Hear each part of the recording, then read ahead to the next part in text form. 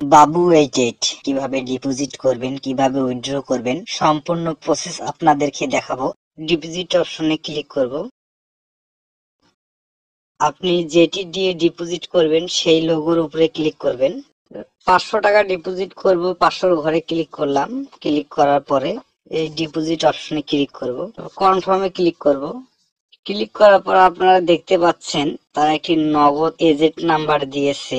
এই নগদ এজেন্ট নাম্বারে আপনাকে 500 টাকা ক্যাশ আউট করতে হবে। 500 টাকা ক্যাশ আউট করার পরে আপনাকে একটা ট্রানজেকশন আইডি নাম্বার দেবে। এই ট্রানজেকশন আইডি নাম্বারটা আপনারা এই ট্রানজেকশন আইডির ঘরে বসিয়ে সাবমিট করবেন, আপনার অ্যাকাউন্টে টাকা চলে আসবে।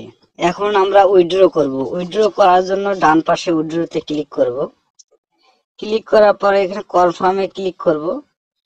ক্লিক করার পরে যেটি দিয়ে আপনি উইথড্র করবেন সেইটির লোগোর উপরে ক্লিক করে দিবেন। আপনার এখানে অ্যামাউন্ট বসিয়ে দিবেন, কত টাকা উইথড্র করতে চান। এখানে সর্বনিম্ন উইথড্র 800 টাকা। এখানে 800 টাকা বসিয়ে দিবেন। বসিয়ে দিয়ে এই উইথড্রওয়ালে এখানে ক্লিক করলে আপনার অ্যাকাউন্টে টাকা চলে আসবে।